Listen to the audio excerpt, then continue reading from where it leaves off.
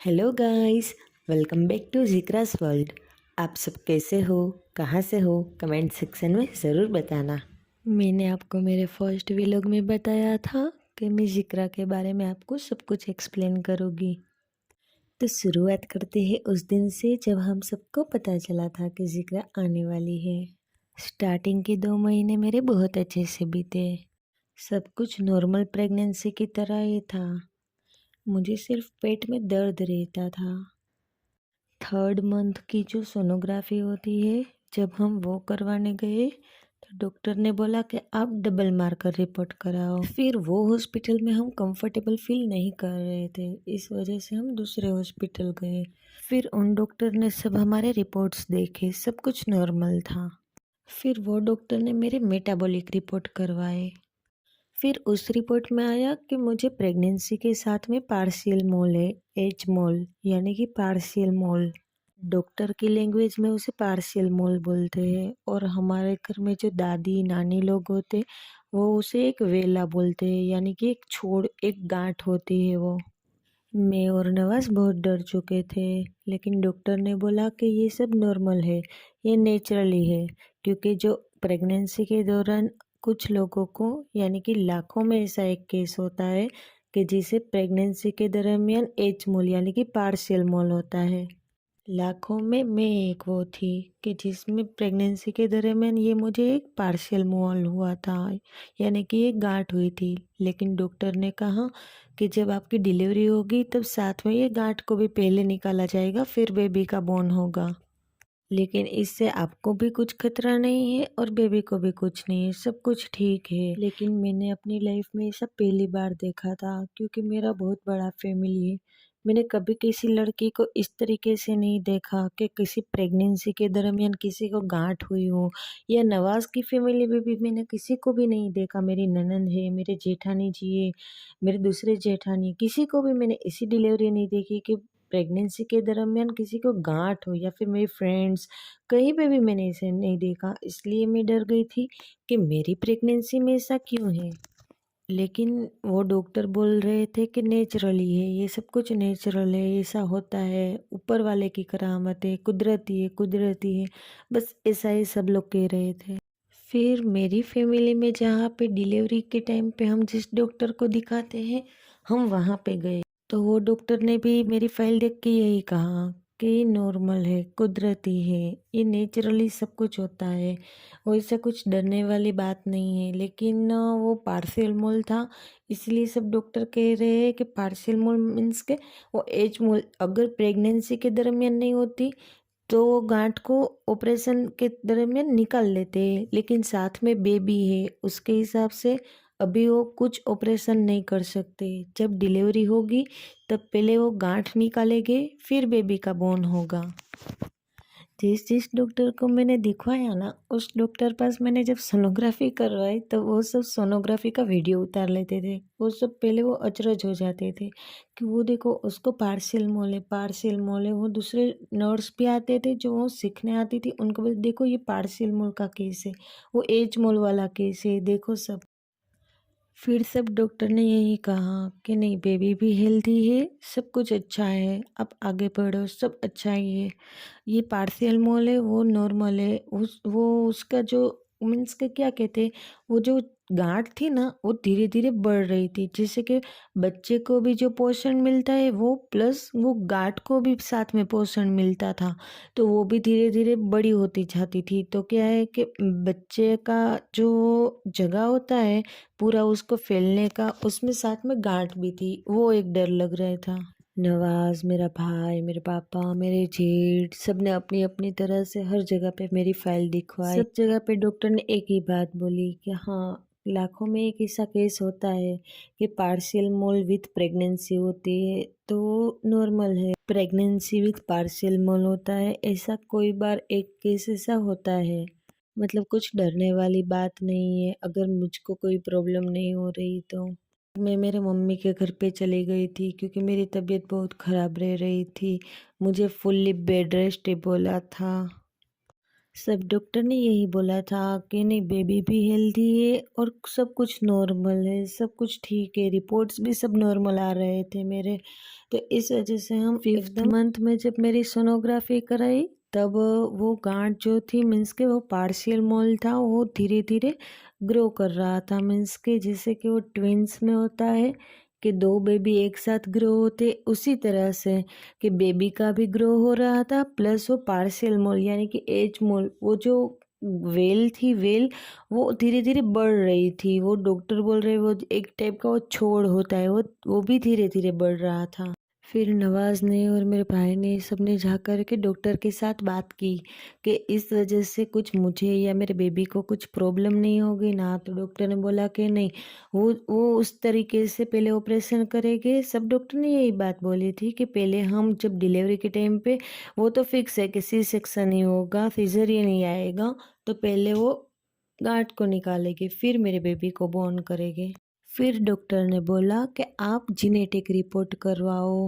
Genetic report means के baby के आसपास का जो पानी होता है, जिसमें बेबी होता है, वो पानी का वो रिपोर्ट करते हैं। डॉक्टर ने बोला वो पानी हम पेट के ऊपर से लेंगे, इंजेक्शन के थ्रू। बहुत बड़ा इंजेक्शन था वो, उन्होंने पूरे का पूरा भरा। वो पानी वाइट होना चाहिए, लेकिन मेरा वो पानी रेड हो चुका था क्योंकि मुझे तीसरे महीने से कुछ प्रॉब्लम हो गई थी, उस वजह से। जेनेटिक रिपोर्ट करवाने का डॉक्टर ने इसलिए बोला क्योंकि मेरी प्रेगनेंसी में बेबी प्लस एच मोल था। इस वजह से डॉक्टर ने बोला कि वो जो वेल है वो इस तरीके से बेबी के आसपास है। जेनेटिक रिपोर्ट करवाने का कारण सिर्फ एक ही था क्योंकि बेबी फिजिकली तो एकदम ठीक दिख रहा है डॉक्टर को, लेकिन मेंटली वो फिट है या नहीं वो जेनेटिक रिपोर्ट में पता चलेगा, ऐसा हमें डॉक्टर ने बोला था। इस वजह से बोला कि आप जेनेटिक रिपोर्ट करवा लो। मेरी प्रेगनेंसी में 3rd मंथ से लेकर आगे तक मुझे सिर्फ एक ही बात डॉक्टर हमेशा कहते थे, अगर आपका ये रिपोर्ट अच्छा आएगा तो आप आगे बढ़ना, अगर ये रिपोर्ट अच्छा नहीं आएगा तो हम यहीं पे स्टॉप हो गए। इसी तरह से पूरे स्ट्रेस के साथ ही मैं आगे बढ़ी हूँ क्योंकि हर डॉक्टर ने एक तो अच्छे ही पॉजिटिव वे में बोलते थे कि नहीं, बेबी बहुत अच्छा है, बेबी बहुत हेल्दी है, उससे कुछ प्रॉब्लम नहीं है, उससे कुछ प्रॉब्लम नहीं है, बस सिर्फ ये एक पार्शियल मूल पता नहीं कहाँ से आ गया था। बस डॉक्टर बोलते थे ये सब कुदरती है, कुदरती है, बस ऐसे ही बोल बोल के वो हमें अच्छा भी कह रहे थे और फिर ये भी कह रहे थे कि अगर आपका रिपोर्ट नहीं अच्छा आएगा तो हमें इधर ही स्टॉप हो जाना होगा। फर्स्ट बेबी था, हम सबको बहुत आस थी कि नहीं अच्छा ही होगा, अच्छा ही होगा, सब कुछ अच्छे से ही जा रहा था। हम जेनेटिक रिपोर्ट करवाने के लिए भी एग्री हो चुके थे, सब फैमिली वाले भी हमें फुल सपोर्ट कर रहे थे क्योंकि मेरे सारे रिपोर्ट अच्छे ही आए थे। वो ऊपर वाले की मर्जी है, किसको बोन देना किसको नहीं, क्या करना, वो सब ऊपर वाले की मर्जी होती है। जेनेटिक रिपोर्ट करवाने के डॉक्टर ने बोला था कि 2 नेगेटिव पॉइंट है। वो जो पेट के ऊपर से पानी लेते हैं तो इंजेक्शन जब खींचते हैं तो वो इंजेक्शन की सुई अंदर होती है, शायद वो होल ना बुरा है, तो डॉक्टर ने बोला कि वो पानी उधर से लीकेज हो सकता है। मीन्स के बेबी के आसपास का जो पानी होता है वो लीकेज भी हो सकता है, लेकिन शायद ऐसा ना भी हो क्योंकि 99% ऐसा होता ही नहीं है, ऐसा नहीं होता। डॉक्टर ने बोला 1% चांस है कि शायद आपका ऐसा हो, फिर भी हमने रिस्क लिया। और दूसरा इसका नेगेटिव पॉइंट ये है कि 7वें महीने में आपको डिलीवरी हो सकती है क्योंकि पार्शियल मोल है, तो बेबी का जो एरिया होता है उसे पूरा घूमने की जगह नहीं मिलती क्योंकि वो वेल भी बड़ी होती जा रही थी। वो सोनोग्राफी करने वाले जो सर थे वो बोले, मेरा जब पानी उन्होंने इंजेक्शन के थ्रू ले लिया, फिर वो बोले कि अगर मेरी बीवी आपकी जगह पे होती तो मैं ये रिपोर्ट कभी नहीं करवाता, मैं मेरी इधर ही स्टॉप कर देता बेबी की डिलीवरी और हम आगे नहीं बढ़ते। तब मेरे दिमाग में एक ख्याल आया कि ये सर ऐसा क्यों बोल रहे हैं। फिर वो सर बोले कि इसमें जान से भी बहुत घुसाना पड़ता है और माल से भी। अब जेनेटिक रिपोर्ट करवा ही लिया है तो ऊपर वाले पे बस एक ही दुआ थी कि बस रिपोर्ट अच्छे आ जाए, सब कुछ नॉर्मल हो जाए, बेबी बहुत अच्छे से आ जाए, यही दुआ कर रहे थे। जेनेटिक रिपोर्ट नेचुरली तो 15 दिन में आ जाते हैं, लेकिन बेबी के आसपास का पानी रेड हो चुका था। इस वजह से डॉक्टर ने बोला कि 15 दिन और ज़्यादा लगे। इसका मतलब कि 1 महीने के बाद वो मेरा रिपोर्ट आएगा। मेरा रिपोर्ट बहुत अच्छा आया। हम बहुत खुश हो चुके थे। तब तक मेरा छठा महीना बैठ चुका था। डॉक्टर ने बोला कि सब रिपोर्ट अच्छे है, जेनेटिक रिपोर्ट भी एकदम नॉर्मल है। आपका बेबी फिजिकली भी फिट है और मेंटली भी फिट है। अल्लाह का लाख लाख शुक्र, हम बहुत खुश हो गए। खुदा का करोड़ों एहसान कि जेनेटिक रिपोर्ट भी बहुत अच्छे आए थे। कुछ डरने वाली बात नहीं थी। डॉक्टर ने बस बोला था कि आप नॉर्मली आपकी टैबलेट्स, मुझे इंजेक्शन, ना जो 5th मुझे मंथ से बोतलें चल बहुत रही थी, बीपी वो रहता सब था। बस मेरे हाथ नॉर्मली पैर आप बहुत जो घर सूजीले पे जो रहते ट्रीट थे। कर रहे थे, डॉक्टर ने सूजन मुझे की बोला वजह था से मेरे कि पैर में बस आप सैंडल पैर तो ऊंचे जाते रख ही कर नहीं थे। सोना, एकदम बेड रेस्ट, कुछ हलन चलन नहीं। बस मैं वो फॉलो सब कुछ कर रही थी। डॉक्टर ने बोला था अच्छे रिपोर्ट आए, बस आप खुश रहो, हैप्पी रहो। हम सब बहुत खुश हो चुके थे। फिर हमने फ़ोटोशूट करवाया। फिर मेरी गोद भराई हुई। 7 मंथ की जो सोनोग्राफी होती है, वो सोनोग्राफी डॉक्टर ने की। तब वो देखा तो वो वेल थोड़ी बढ़ गई थी। मीन्स कि जो बच्चे का एरिया होता है उसमें वो ज़्यादा फैल रही थी। तो डॉक्टर ने बोला कि आप फुल्ली बेड रेस्ट करना, आप कुछ ऐसा वैसा खाना भी नहीं। मैं पूरे पूरी ट्रीट कर रही थी, क्योंकि 5वें महीने से मुझे नर्स घर पे इंजेक्शन और बोतल मुझे चढ़ा रहे थे कंटिन्यू। मुझे एक दिन भी खाली नहीं गया कि मेरे हाथ में से वो वेन गई ना हो। तब नवाज़ उनके ऑफिस काम की वजह से उनके ट्रेनिंग थी, तो वो गोवा गए हुए थे। यहाँ पे जो हमने फ़ाइल दिखाई थी और मेरी सोनोग्राफ़ी, ये टैबलेट्स वगैरह जहाँ पे से रेगुलर मैं ले रही थी, वो डॉक्टर ने कुछ ठीक आंसर मुझे नहीं दिया था। हमने सोचा कि कोई और हॉस्पिटल में भी एक बार फ़ाइल दिखा देते हैं कि शायद वो कुछ अच्छा आंसर दे दे। मीन्स कि वो डॉक्टर बोल रहे थे कि 7वें महीने आपको डिलीवरी होने के फुल्ली चांस है, और हम नहीं चाह रहे थे कि 7वें महीने डिलीवरी हो। पापा ने और मेरे भाई ने जा कर के किसी डॉक्टर से रिक्वेस्ट की कि प्लीज़ आप कुछ ऐसा करो कि 7वें महीने डिलीवरी ना हो। तो डॉक्टर ने बोला कि हम तो हमारा फुल एनर्जी से दिखा रहे हैं कि हम नहीं करना चाहते 7वें महीने डिलीवरी, लेकिन कंडीशन कुछ इस तरीके से है कि बेबी भी ग्रो कर रहा है, प्लस वो एज मोल है वो भी ग्रो कर रहा है। तो उसकी वजह से वो पेट की कुछ कंडीशन इस तरीके से थी कि डिलीवरी शायद 7वें महीने हो सकती है। फिर मेरे पापा ने इमरजेंसी में नवाज़ को कॉल किया कि ये लोग इस तरीके से आंसर दे रहे हैं।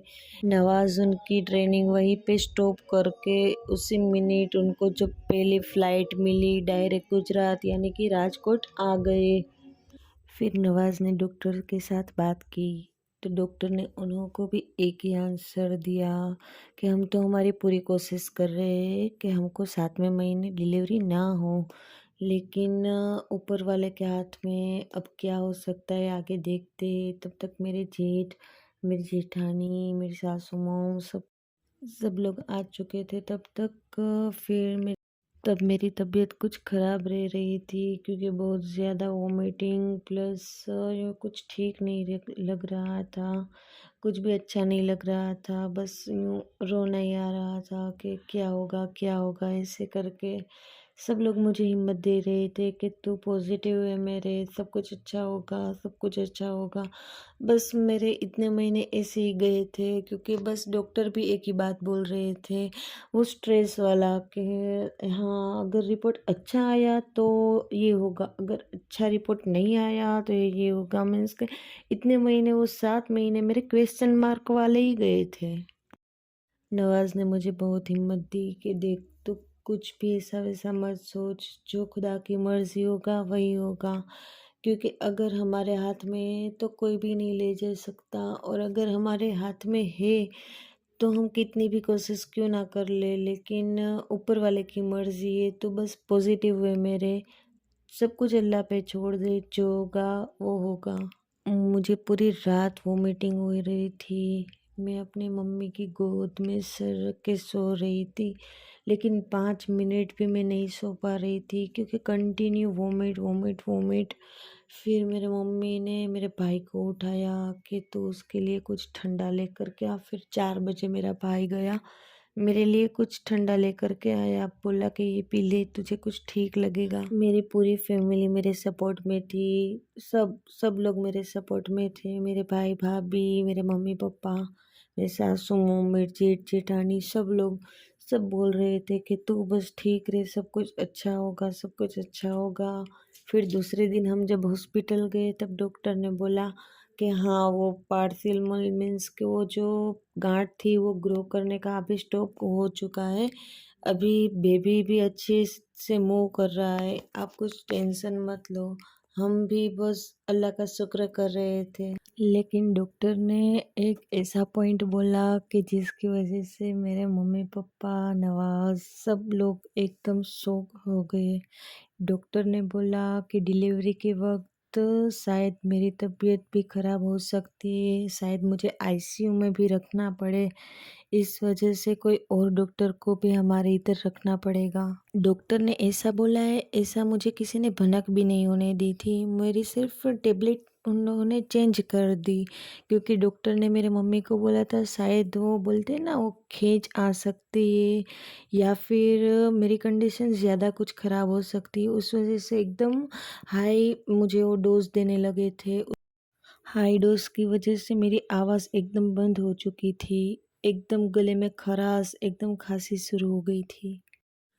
फिर मुझे याद है कि मेरे पापा का बर्थडे आने वाला था, तो मैं मेरे पापा का और मेरा वीडियो बना रही थी। सोचा कि अभी फ्री हूँ तो एडिट कर लेती हूँ, मूड भी अच्छा था, तबीयत भी ठीक थी। तो मैं शाम को, हाँ कुछ 7-8 बजे थे, तब मैं वीडियो एडिट कर रही थी। मेरे भाभी ने मेरे लिए गर्मा गर्म खाना बनाया था, मैंने वो खाना खाया और गेस्ट भी सब लोग आ रहे थे, क्योंकि सबको पता था कि मेरी तबीयत कभी अच्छी रहती है, कभी नरम गरम चलती रहती है। तो मेरे बड़ी माँ, उनकी बेटी, मेरी बहन, सब लोग मेरी खबर निकालने भी आ रहे थे। मैं सबके साथ बैठती भी थी, अच्छे से बातचीत वगैरह होती थी, और प्लस मेरे पापा का मैं वीडियो भी एडिट कर रही थी। फिर मेरे मामी है वो मेरे लिए कुछ ठंडा लेकर आए थे, वो मैंने पिया। फिर हम शाम को बाहर बैठे थे, थोड़ी देर रात को टेरेस पे जाके ठंडी हवा खाई, सब लोग बैठे थे, अच्छे से सब कुछ चल रहा था। फिर हम नीचे आ गए, सब लोग सोने आ चुके थे। मैं भी मेरी जो सेटी है वहाँ पे मैं भी रेस्ट कर रही थी, मेरे मम्मी पापा मेरे साथ में ही सोए थे। तो तब कुछ मुझे अचानक से कमर में दर्द शुरू हुआ। तब मुझे पक्का याद है 13 तारीख की रात थी, दूसरे दिन वैलेंटाइन डे था। जी हाँ, 14 फरवरी थी, मेरे पापा का उस दिन बर्थडे था।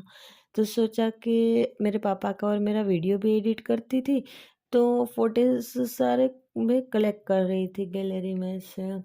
मुझे कमर दर्द शुरू हो चुका था, कमर दर्द मुझे हो रहा था, मुझे कुछ पता नहीं चल रहा था। मेरे मम्मी भी मुझे पूछ रहे थे तुझे कुछ हो रहा है, मैंने बोला कि नहीं मम्मी कुछ नहीं हो रहा है। मैंने सोचा कि आज शायद मैं कुछ ज़्यादा ही बैठी हुई थी, उस वजह से मुझे कमर दर्द हो रहा होगा। फिर मुझे कुछ अच्छा नहीं लग रहा था, तो मैं ऐसे चल रही थी, वो हमारा हॉल से लेके जो किचन एरिया है उधर से मैं चल रही थी। तो मेरे पापा भी जग रहे थे, तो मुझे पूछ रहे हैं कि तुझे कुछ हो रहा है क्या? तो मैंने बोला कि नहीं पापा कुछ नहीं हो रहा है, आप आराम से सो जाए, मैं अभी थोड़ी देर में सो जाती हूँ। तो बोले ओके ना, तो मैंने बोला कि हाँ ओके आप सो जाओ, कुछ टेंशन मत। फिर मुझे कुछ कमर दर्द ज़्यादा ही बढ़ चुका था, तो मैंने सोचा कि क्यों ऐसा हो रहा है। फिर एकदम से वो अंदर से जिक्र शायद किक मार रही थी मुझे, ऐसा लग रहा था, पेट में भी धीरे धीरे दर्द हो रहा था, वोमिटिंग प्लस वो, तो मुझे वोमिटिंग तो नॉर्मली होती ही है, तो मैंने सोचा कि हो रहा है, लेकिन वो बोलता है ना कि पहली डिलीवरी में हमें कुछ पता नहीं चलता, कि उस वजह से शायद मुझे कुछ मेरा दिमाग ही काम नहीं कर रहा था, बस सिर्फ कमर दर्द एकदम ज़ोरों से हो रही थी। ऐसे लग रहा था कि अभी शायद वैसे कमर के 2 टुकड़े हो जाएंगे, इतना ज़्यादा दर्द हो रहा था और पेट में धीरे-धीरे दुखने का शुरू हो चुका था। 14 फ़रवरी, जी हाँ, वैलेंटाइन डे, उस दिन मॉर्निंग में ही मुझे एकदम तब तक मुझे कमर दर्द शुरू था और मुझे तबीयत भी कुछ ठीक नहीं लग रही थी और पेट में भी थोड़ा-थोड़ा दर्द हो रहा था। मुझे भी कुछ पता नहीं चल रहा था कि क्या हो रहा है। फिर मैंने सोचा कि हाँ, मैं थोड़ा नाश्ता कर लेती हूँ, चाय पी लूँगी तो अभी ठीक हो जाऊँगी। मैं मेरा पूरा ब्लैंकेट है ना, वो सिर से लेके पैर तक एकदम ओढ़ के अंदर सोई थी कि ताकि वो मुझे कुछ दर्द हो रहा हो और मेरी आवाज़ बाहर जाए तो मेरी मम्मी कुछ टेंशन ना ले। फिर भी उन्होंने मुझे पूछा कि क्या तुम्हें कुछ हो रहा है? तो भी मैंने ना बोला कि नहीं, नहीं मम्मी कुछ नहीं हो रहा, बस नॉर्मली कमर थोड़ी-थोड़ी दुख रही है। फिर मुझे अ, याद है 9 बजे के आसपास मैं नवाज़ के साथ बात कर रही थी। वो भी मुझे पूछ रहे थे तेरी तबीयत ठीक है वगैरह। तो मैंने बोला कि हाँ, सिर्फ़ कमर दर्द है और थोड़ा-थोड़ा पेट में दुख रहा है। तो वो बोले कि एक बार ऐसा हो तो डॉक्टर को दिखा क्या? तो मैंने बोला कि शाम को जाना ही है। तो फिर वो बोले कि अभी मैं आऊँगा तो अपने जाएँगे। तो फिर मेरी तबीयत कुछ ठीक नहीं लग रही थी। मैंने बोला कि हम बाद में बात करते हैं। फिर मैंने कुछ नाश्ता किया, चाय पी। फिर मुझसे दर्द सहन नहीं हो रहा था। मैंने मेरी मम्मी को बोला कि मम्मी मुझे बहुत ज़ोरों से पूरी रात कमर दर्द हुई है।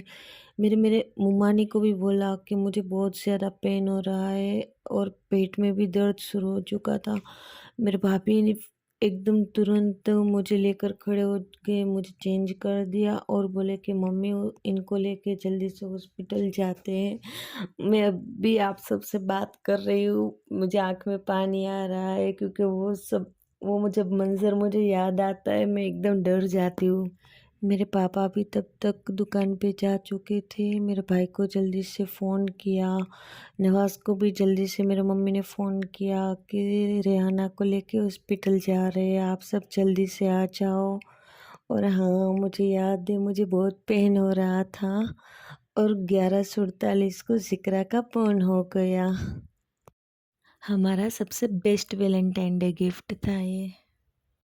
ज़िक्रा का बॉर्न हुआ, उसके बाद क्या कंडीशन हुई, मेरी क्या पोजीशन थी, ज़िक्रा की क्या कंडीशन थी, मैं आपको वो सब फिर कभी बताऊँगी कोई और व्लॉग में। मैंने बहुत हिम्मत रखी कि शायद मेरी नॉर्मल डिलीवरी हो जाए, लेकिन वो एज मोल के हिसाब से डॉक्टर ने बोला कि नॉर्मल डिलीवरी पॉसिबल नहीं है, सी सेक्शन ही करना पड़ेगा। इस वजह से मेरा सिज़ेरियन हुआ और हाँ, मॉर्निंग के 11:47 हुए थे, 11:47 तब ज़िक्रा का बॉर्न हुआ। I am so happy. अगर आपको हमारा वीडियो अच्छा लगा हो तो शेयर करें, सब्सक्राइब करें और बेल आइकन को प्रेस करें। Thank you. Have a good day. Bye bye.